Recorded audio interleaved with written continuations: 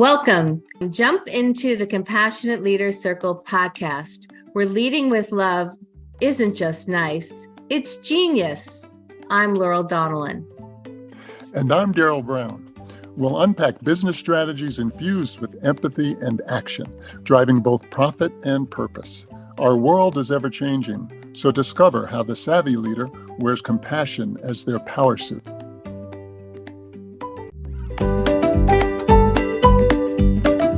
Those of you listening to this podcast with Denis Ring are in for a big treat. He's a remarkable man, and he's got a lot of wonderful stories and wonderful wisdom. What struck you, Sarah, from the podcast that people can look forward to? You look at the paper, the resume, the accolades of experience, and you go, oh, founder of this, CEO of this, launched this, and you might have an idea or be impressed of who this person is. But Denis is so deeply human and comes from a place of such authenticity and humility and faith. It's just, he's the full package of human, I think. And I'll say one more thing. It's like, we hear a lot about leadership models and teaching leadership and capabilities. And at the end of the day, I think Denis has been so successful because he leads with love, respect, and he's so grounded in his values and beliefs. And that's what he's led with. This is someone who is a human and loving leader first. And what I love about this interview that's coming up here is that he was so generous with his personal practices of faith and how he applied it to leadership. And that's a very rare thing. I think leadership, especially CEOs and founders, it can be a very lonely endeavor. And he really did everything with God and puts his relationship with God at the center of everything he does, from what I've heard and what I've seen. And I found it fascinating. You know, Laurel, and this might be a whole nother podcast. I think there might be some listeners who go, the faith podcast, God, I'm out. And it's really a whole nother conversation around sort of the secularization of where we are today. But I would say to those folks, hang in there with this podcast, because whatever you believe in, you can apply to it, right? And you can substitute intuition for God. I have a little bit of jealousy for people, like someone like Denis, who can be so rooted in faith. I've always come at some of my religious exposure in this, I get stuck in a lot of dogma and go, I'm incredulous of that. And so I'm just I can't get into this. And so I back away if I'm really honest, the desire to have more faith. And so I don't know if I'm outing myself or I'm asking for coaching and therapy, Laurel. I don't know. There was something refreshing about his approach to it. I think we're all trying to figure this out. I feel like I have had the privilege in my life of being very in religions and practicing religions, multiple religions, and being parts of multiple churches. And I've also had very agnostic chapters in my life, and it's all useful. But I understand that jealousy. I remember once going to a gospel festival in Brooklyn, and it was gospel singers, and I saw them singing and dancing and praying, and I was like, I don't have that flavor of faith. But we all start where we're at. I think this was an amazing conversation, and thank you for being a part of it, and thank you for bringing Denis to Compassionate Leader Circle. Well, welcome to our podcast today, Denis. We're so happy to have you here. We have a lot of meetings, just our team, and so we always are so lucky to have leaders like yourself join us. So thank you. I'm Sarah. I'm the Chief Learning Officer at CLC. I'm an executive coach. I help us and our clients think about talent, strategy, leadership development, and individual sort of personal purpose development. Laurel is our Chief Executive Officer and founder of CLC. There's so many titles for her. I was could have gone on and on. She's a dream doula. and is very much living out her calling here, bringing compassion to the world of work and beyond. And then Dennis, I don't know where to start and stop with you. I mean, what an incredible background. A graduate of Santa Clara University. Following his undergrad, he decided to join the order and did that for 7 years.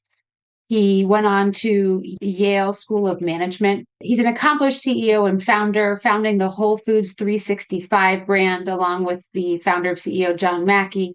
He is the central market brand launcher for HEB, and then went on to launch Ocho Chocolates in 2012, which he later sold. He currently serves on the board of Jesuit Volunteer Corps, the Center of Food Innovation and Entrepreneurship, and on the Jesuit School of Theology at Berkeley. Denis lives in Berkeley currently with his wife, Sheila, and we are just honored to have you here today. Welcome, Denis. Thank you very much. I'm privileged. So happy to spend more time with you. I was so happy to meet you recently. As we talk today, our loose theme is faith. When I started working with organizations and they found the word faith and love in my change models, they thought I was wacky. I stuck with it, and they don't think I'm so wacky anymore. But when we talk about faith with individuals who are trying to make more of their lives and careers, or organizations who are trying to connect more deeply with their people, I think about faith as a point of view and a practice. So it's a very personal thing, and I'm excited to hear more about your thoughts about faith and holiness. But when we work with folks, we try to help them think about what their point of view is and how they can connect to their own soul, whatever that means for them, and what the practice is around that. And in organizations, we shift the language a little bit to connecting to inspiration, because sometimes the word soul can trigger people. so, um, so I would love to get your overview on holiness and faith and why it's been important to you. But before we do that, I really love to hear more about your personal story, Denis, and how you went from seminary to CEO. Maybe you can give us the how that unfolded. You want the Cliff Notes on that? Or as much as you want to share. Welcome. I grew up in California in the East Bay, and when I went to Santa Clara University as an undergrad, I began to recognize that there was a big world out there, and I decided to take my junior year and live in Europe. I went to Vienna and studied on an international program. And it was interesting for me because although my family was nominally Irish Catholic, even before all during high school and even before high school, I gravitated toward quiet in nature. And where I grew up, there were creeks and hills and beautiful land that was, undeveloped. And I would often find myself, up in the hills with my dog walking around just because something happened to me when I was up there. And I look back on it now and I realize that those were certainly moments of holiness, but also moments of faith development. Who am I? What makes me feel good, or what's meaningful in my life? Anyway, while I was in Europe, I went and looked at a lot of the cathedrals and different religious sites, came back to Santa Clara, which is a Jesuit-run university. And it was during that year that I asked myself the question, what's most meaningful to me? And it wasn't to be an accountant and buy a cool car. It had to do with how I connected with God in nature. And I applied to the Jesuit order and I was accepted. And during that time, the first few years as a Jesuit, you're called a novice, and you do a bunch of different things where you're exposed to different aspects of the order. And for example, I worked with homeless and undocumented people in downtown LA. I was a hospital orderly for a spell. I worked at an orphanage in Mexico for a short period of time. And then at the end of that second year, there's an opportunity to do a much longer stint in some other apostolate. And they asked me if I would go to Loyola High School. in Los Angeles, a boys' high school, and teach there. And I did that, and then I took my vows. Interestingly, at Loyola High, we had a very it was a good group of guys, including Greg Boyle from Homeboy Industries, Mike Barber, who's the bishop here in the Oakland diocese, Tom Smolich, who I had dinner with last night, who, after he did his Stanford MBA, became the provincial and then oversaw all of the Jesuits in North America before being reassigned to run Jesuit refugee services in Rome. So he was all over the globe. I finished my vows. I was assigned to go to Fordham. I got a master's degree in philosophy. And during that time, because I had an undergraduate degree in business, they were saying, well, what do you think? And I was interested in business ethics. So I told the people who were in charge of me I was interested in business ethics. They said, well, why don't you go get a good MBA? And I ended up at Yale doing a master's in business there. I was assigned to teach at Loyola Marymount in Los Angeles. And during that year, after a lot of discernment and heartache, I decided that it would be better for me not to stay in the order, and I left. And that put me out into the real world. I hated the real world. It's really hard. I missed the Jesuits a lot. I started out in strategy for telecommunications. Okay, this is where it gets a little bit, Laurel, I appreciate how you're sensitive about using terminology like faith, but I knew I wanted to do something in food. Okay.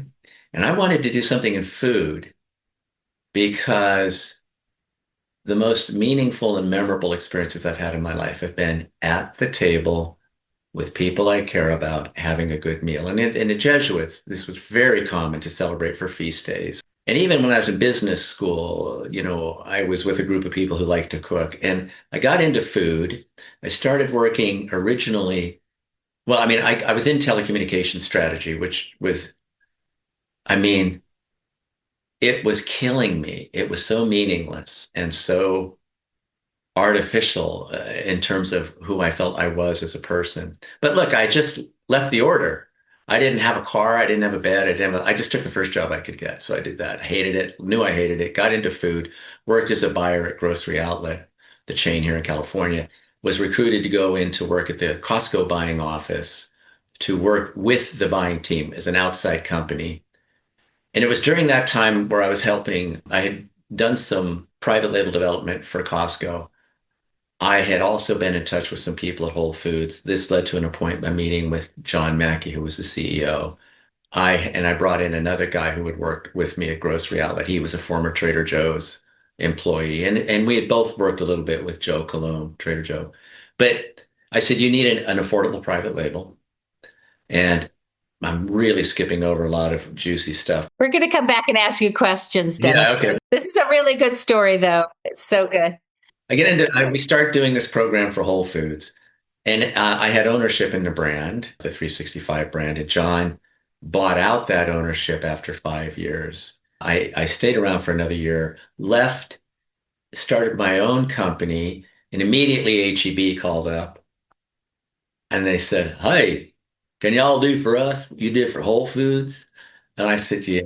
So I did some stuff, not for some HEB, but mostly for Central Market. They're sort of subsidiary of high-end stores. While I was doing that, various companies from around the country were asking my little company to work with them, including one in South Africa. And then ultimately, I knew the fellow who was the VP of private label or store brands at Safeway. And he and I, we were friends. This is important. He's a very devout Christian man, not Catholic, but his family, he had left working for a company called Ahold. He left his family in Virginia. So every few weeks I would say, let's go out to dinner. And I promised myself not to talk about business because I felt that he needed interaction with somebody he knew, and we were friends. And he wasn't being treated as a means to an end. He didn't have to portray himself as a business executive. We were just pals. And one night we were at a Mexican restaurant and he drew an O and wrote the word organic underneath it. He says, "Do you think you can get me 150 SKUs in 10 months?" I said, "That's a land speed record, but I can do it." And we did. And that led to the organic program there. After a certain period of time, I began to, and I was leading teams at both Whole Foods and at Safeway and the rest of the company. But I'd spent my career making everybody else's brand successful, so I wanted to start this company called Ocho, which is really where that was the nexus of where I had the authority as a CEO to implement programs that were much more, I'll use this term, let's just go, I mean, it's not faith-based, but we had an opportunity to do things without referring to our faith that exhibited the values of the faith. And I can come back and talk a little bit about that. There's so many things I want to dig into from through the lens of faith. I'd like to go back and hear a little bit more about your journey from priesthood to civilianhood. And you talked about discernment, a lot of discernment, which is an important word for me. It's actually a word that we use in our coaching model. So I'd love to hear from you, like, what does discernment mean and what was that like for you?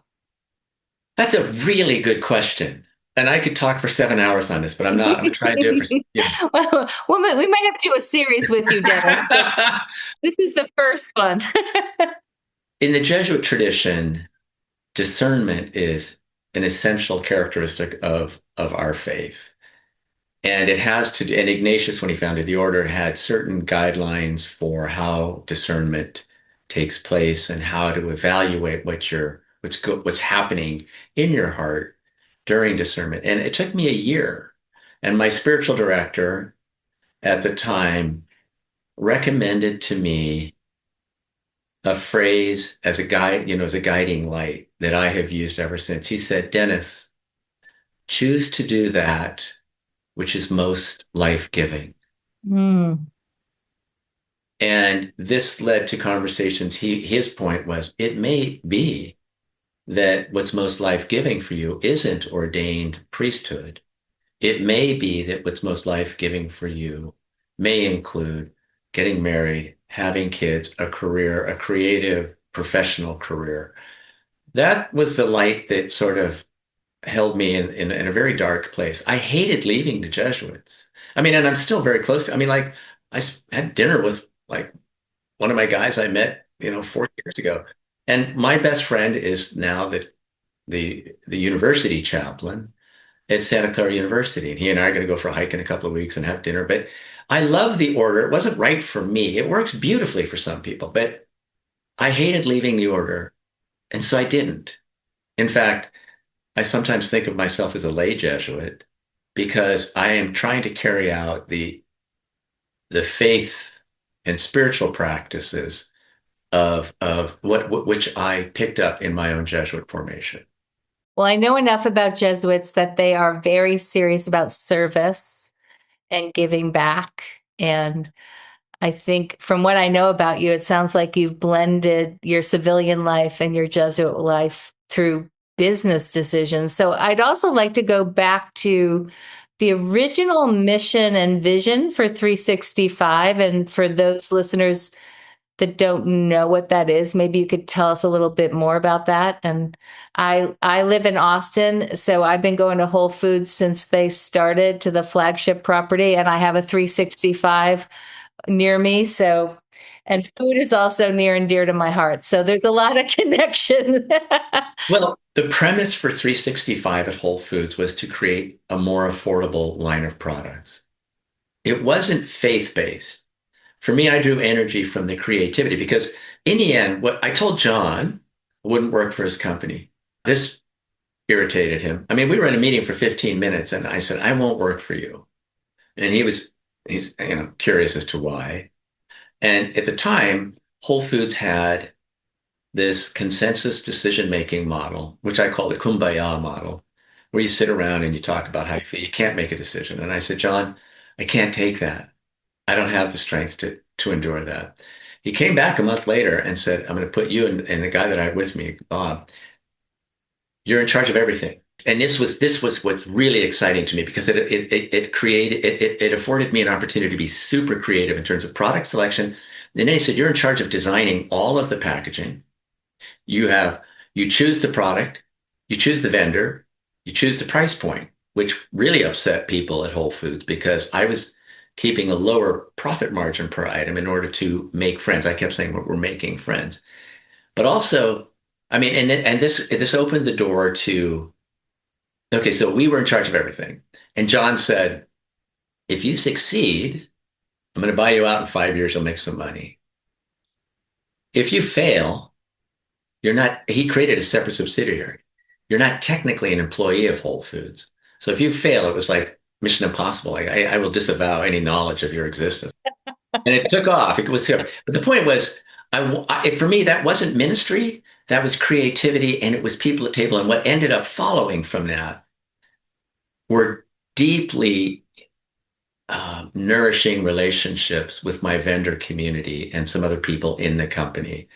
There are some people who really got it, but I mean, it's very common in those days, and I still think it's true that in the organic food space, people appreciate being at table. So that was the genesis of 365. It's different now, and it's committee run, and it's all based on margin. But for a bright shining moment, it was an exquisite experience, and I would run around the globe. I went to all of my vendors, whether it was Austin or Seattle or Italy. And I would say, I have the best job in the world. Beautiful. Yeah, I was wondering if it's shifted back to, so it's now part of the Amazon universe. So it's a little different culturally. I'm still a customer because I believe in the original mission and I connect to that. So, Well, one of the heartening things that happened. So 365, the products that John said you have to have a certain profit contribution for every item, or on average. And I was always north of that, significantly north, sometimes 15 to 20% north of the target. But one day, and people were angry because 365, we did a half liter of Italian olive oil at 6.99. The only other option for half a liter at the time was 9.99. And so all the regional buyers get their bonus based on dollars per category and a profit contribution. They were mad at me, like you're trading people down. One of the employees down in North Carolina said, you know what? Thanks to 365, my family, which isn't rich, can afford to go to Whole Foods. I love that he took the time to tell me that. so one other question about your journey. What was it like to finally have your own brand and why did you choose chocolate? Oh, very good. Again, I love these questions. It's not because I was sitting around at home making candy bars. But when I was at Whole Foods, it was early on in the trajectory, in the arc of organic food product development. And every time they took those 7 letters of organic and put it on something, people noticed. And where I live, there's a restaurant here in Berkeley called Chez Panisse, and Alice lives around the corner. But I would go and look at the menu. This is a sort of a long intro, but it'll make sense. I'd look at the menu and she would say, for example, oh, we're going to have a peach galette on Saturday night with organic peaches from Frog Hollow Farms. I'm thinking, and then there were other things that were organic. And then it began to click for me. For me, it wasn't about sustainability. It was always about stewardship, right? How do we make sure that the earth, that we don't wash all of our topsoil down in Mississippi and things like that. Anyway, I was watching all these brands take off, and I thought someday somebody's going to make an organic Snickers. And I called the woman who's was making the nutrition bars. I had a version. Well, I'll leave the brand names out, but I was making nutrition and granola type bars. She had worked at Mars, and she knew Forrest Mars. And I said, "Hey, can you make an organic Snickers?" She goes, "Oh yeah." So we started doing bench tops. And then I shared those bench tops. My kids went to the local Catholic school. I started sharing them with everybody. She'd make 100 of them. I'd start handing them out. And people were saying like, wow, damn, these are good. And one of the guys became my partner at Ocho, Scott Kucherek. He had been in real estate, but he wanted to get out. And I said, like, I'm going to need a good CEO. So the reason Ocho, which O is for organic, Cho is for chocolate, the reason Ocho got started was because I thought there would be an opportunity, a marketing and product opportunity and a void in the marketplace. So that's how it got started. And I loved it. I loved having, my own brand and designing the logo and everything like that. It was really a business decision to choose chocolate. Yes. It was, yes, exactly. I mean, I have a sweet tooth, admittedly. Even during Lent, I have a hard sweet tooth. But yeah, and it wasn't. I mean, I knew all of these bar makers, and I knew, but I had a 360. I had gone to Switzerland to get an organic 365 chocolate bar, and I knew a bunch of people globally who could help me with this. And I just thought it would be exciting to do it, to do a brand. And I still consult with a lot of people who have emerging brands. Sarah, do you have any questions for Dennis around his past and his journey so far? Laura, I'll always have a question, and forgive me if we'll get to this, but Dennis, I met you at the Why Kind Leaders Win event in Berkeley, put on by our friends at the Greater Good Science Center. Yeah. And I'm curious if or how your faith, your experience in the order, how did that translate into your leadership? And if that was, conscious or unconscious? I have some responses to that, but I'm going to focus it mostly on Ocho, but also the previous experiences. Look, when we were at Ocho, we started very small. We had 5 students who had just graduated from the undergraduate degree program at UC Davis. And we thought, well, these guys would be good to hire. It's like they knew each other, and and yes, we called them Oompa Loompas. So we started working with our 5 Oompa Loompas. We were doing one shift a day. I'm going to come back to you. This is but we did one shift a day, 5 days a week. A year later, we were doing 3 shifts a day, 24/7, 55 employees, 5 days, maybe 6 days a week. Yeah, 6 days a week, maybe 7. As we were growing, we were hiring people, and it was clear that some of the people who wanted to work for us and were people who lived in our neighborhood who could walk or ride a bike to work. We were in West Oakland, which is an economically very depressed area. It's very dangerous. There's no opportunity. If you want to talk about a food desert, this place is the Sahara. There is no place where you can buy food. And what became clear was that these were people who wanted to work, but who couldn't, who never had the opportunity to really get a job that they could hold. So we would hire people, and that included hiring formerly incarcerated people from a halfway house that was in the neighborhood. We did that repeatedly. And I can come back to that. But to go to the question, Sarah, in the meantime, now I've been tracking Greg Boyle over at Homeboy Industries and reading his books, and I've been in touch with him talking about sort of this radical kinship and kindness. And the way I looked at myself in the world was that I won the birth lottery.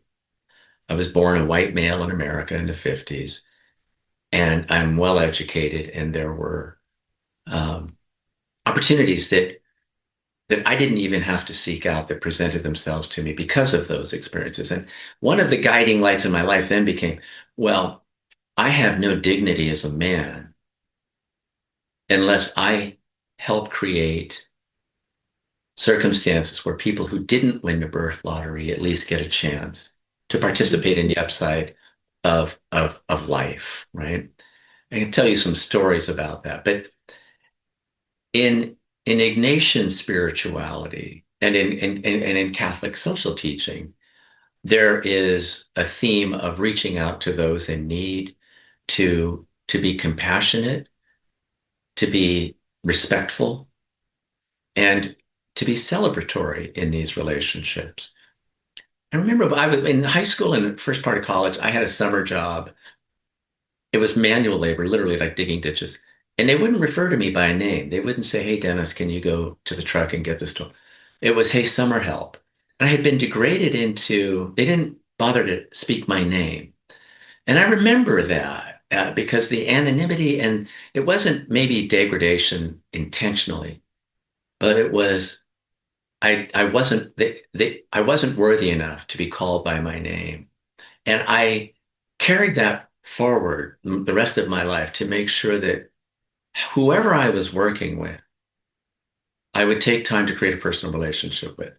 So we had people from Mexico, Central America, Myanmar, Ethiopia, Thailand, the Hood, and I would never go out and talk about my faith.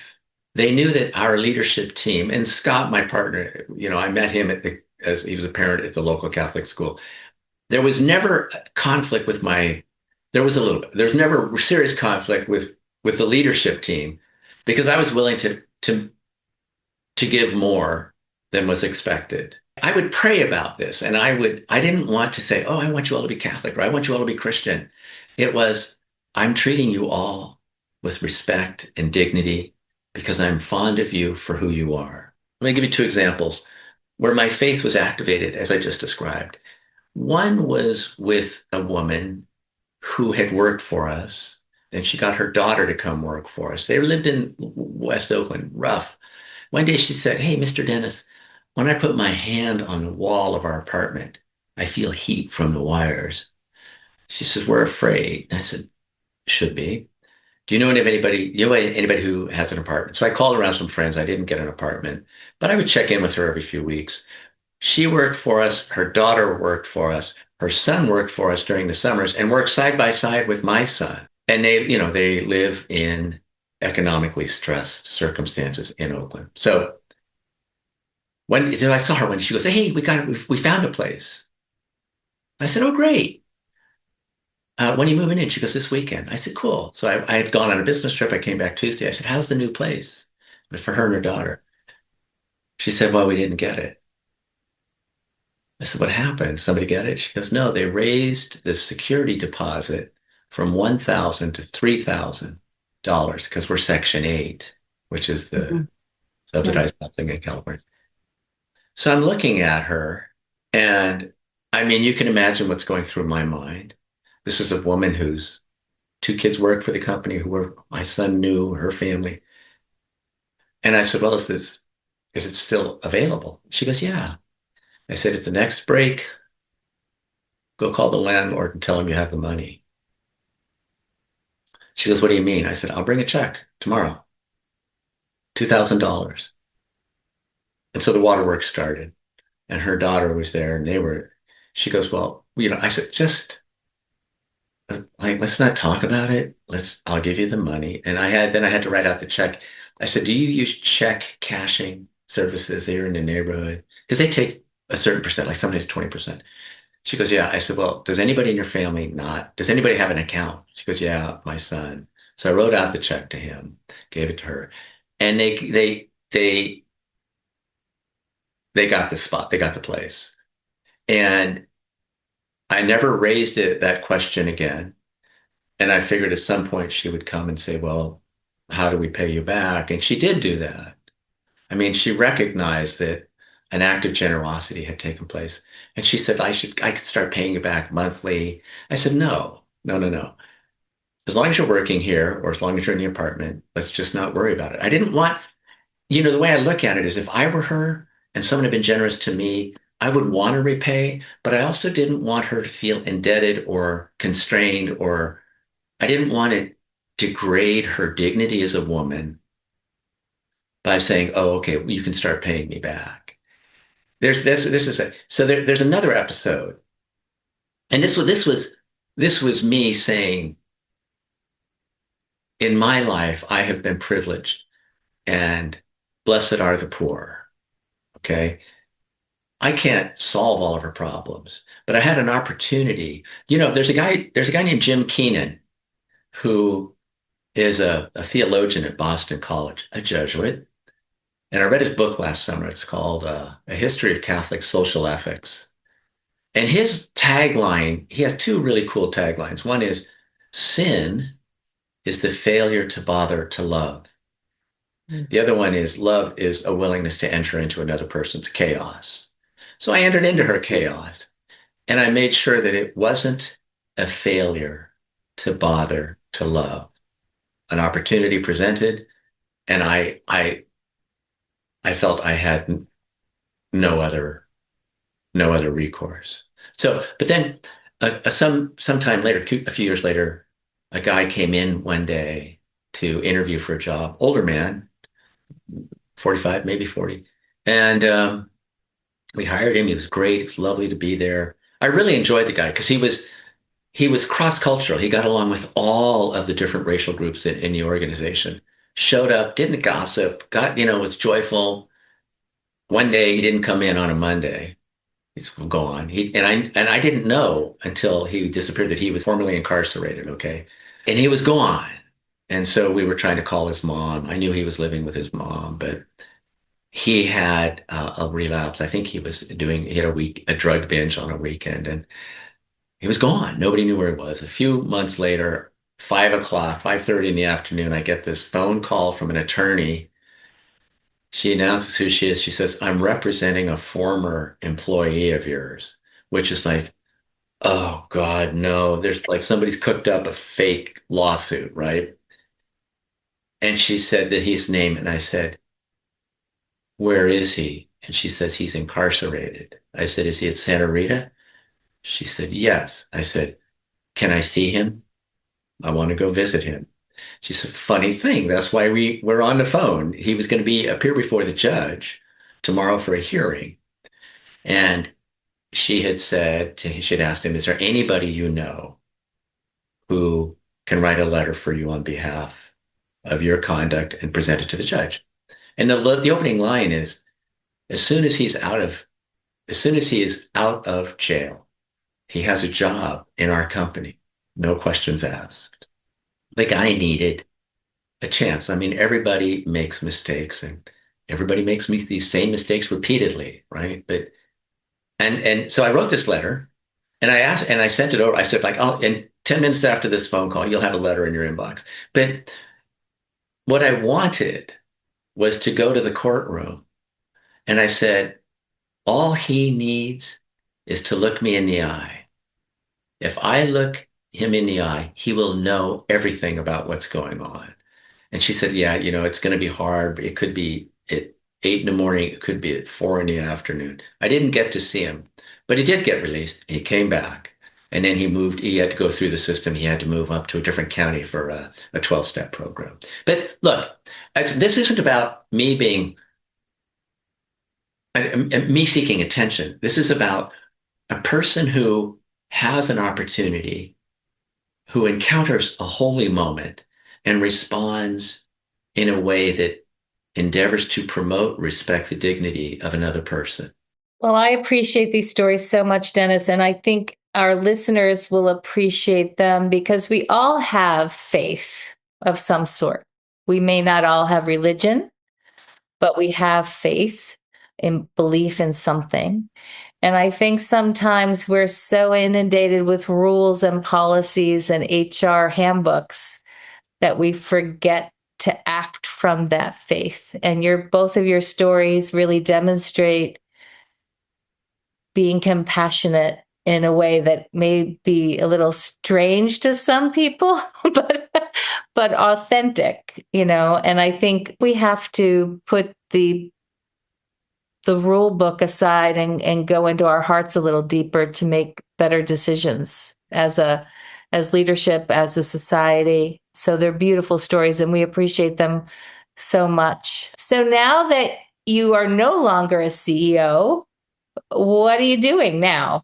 And I'm curious about what your personal faith practices are and what you're up to professionally or as a mentor or whatever you're doing in this phase of your life. I think a lot about holiness and how we define it, how we encounter it. For me, I like this term holiness, and I've been writing a little bit about it. I've given some presentations on it, that holiness occurs when our hearts and minds are moved beyond what's happening in the moment. Okay. something happens. We may not recognize it until we look back on it at the end of the day and say, wait a minute, I had this encounter with a colleague that was really quite lovely, but I was rushing off to the next meeting or whatever it may be. But holiness happens. So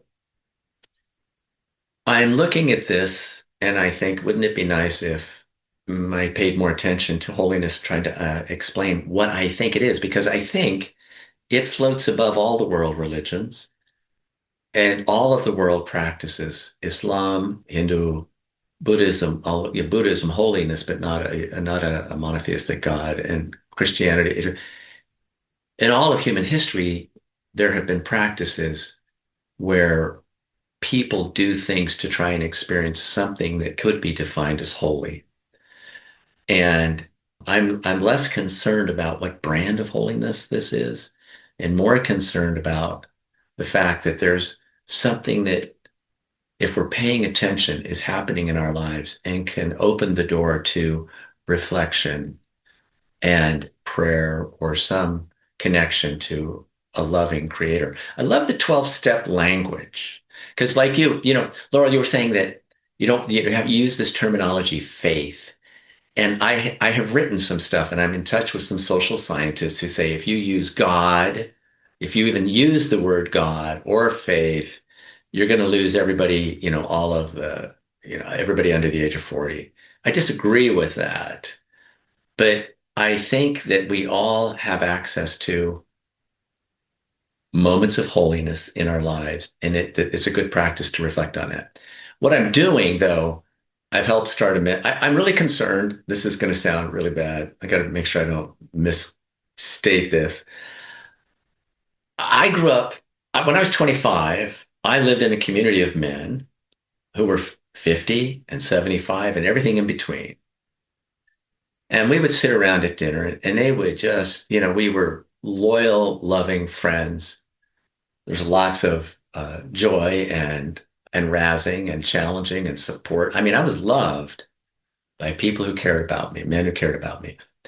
And I look at young men today, and I see this in every aspect of our culture, where one of the most beautiful things I had at the age of 25 and 30 was an access to other guys who were older than me and loving relationships. So I have a men's group at our local parish with some other guys, and we get together and we have these dinners. Some of us go to Costco, we buy tri-tip and go. They don't have to pay, and there's beer or wine or mixed drinks, and they show up, and we all know who we are, and we socialize. We announce it. It's usually roughly 40 guys who show up, all ages, and it's a form of socializing, because I think with screens and post-COVID, it's harder and harder, not just for men, but for everybody in our society to connect. So there's one question. We sit around in tables, and it's like the way the Synod was conducted in Rome. And the question is like the last three questions, one of them was, how do you grieve? What do you do for prayer? And the last one a few weeks ago was, where do you encounter the most joy in your life today? And the guys go around the table and they talk about it. I'm doing some work over at the Catholic Newman Center here at Cal. And I have done some stuff with the younger people in our parish. I want to get them to come together. They're doing their confirmation class. I could never figure out why we have confirmation, but they're doing it. They have to suffer through it.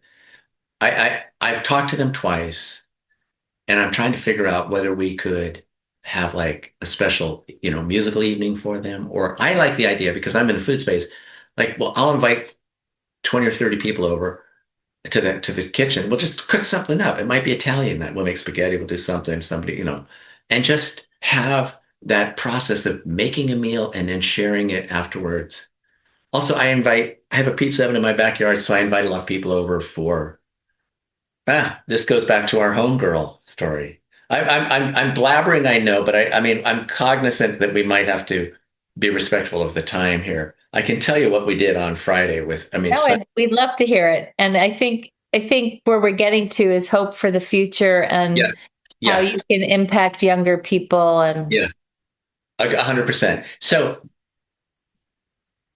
I don't know if everybody knows about Homeboy Industries, but it's a gang intervention and reentry program in LA started by a guy named Greg Boyle, and it's deeply impactful for a lot of people. So Greg said, oh, by the way, one of the women who had gone through the program was going to be up at getting a law degree at Cal. It's like, what? And he said, yeah, she's like really incredible.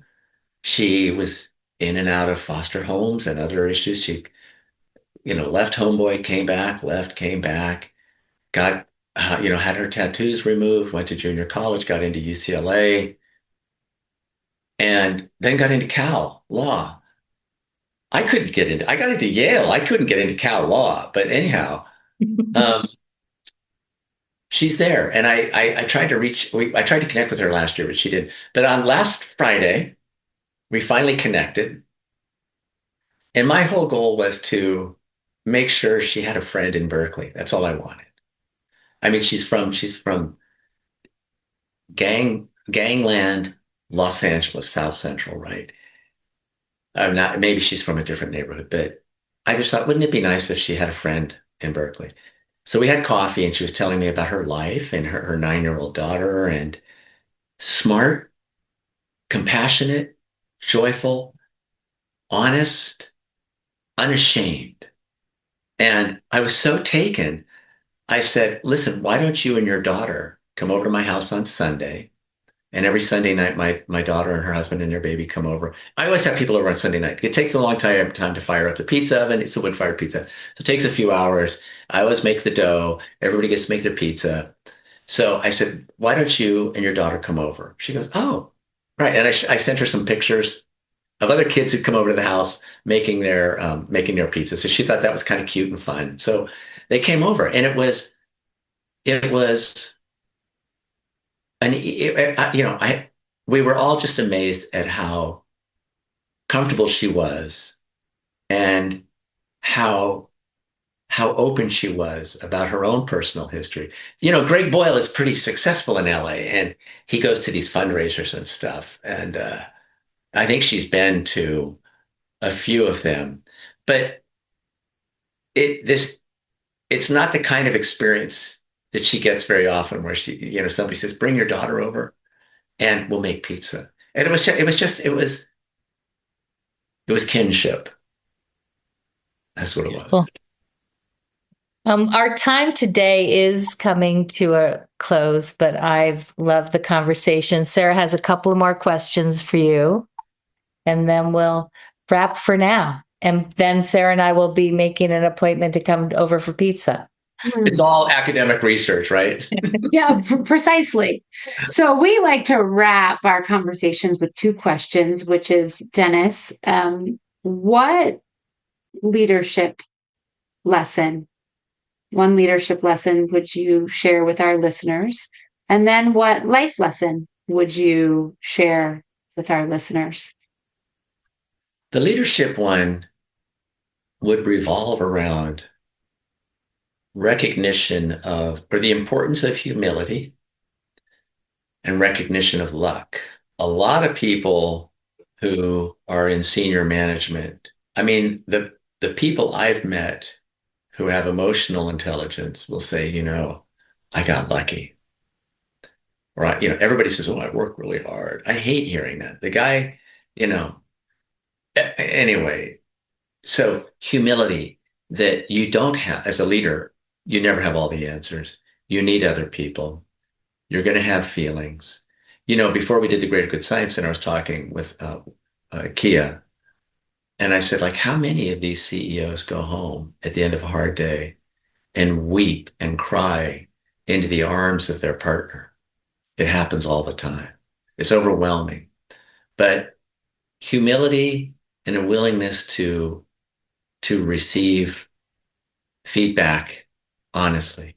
A practice, though, I would say, is like, give yourself. I would love to see more people in senior management, CEOs, or others, just to stop from time to time and consider how people who work in their organization actually live their lives, depending on the person. And I do some stuff around this, but why don't you just ask God or your creator? This is the 12th step, God, as you know, a higher power to be with you in peace and to sustain you.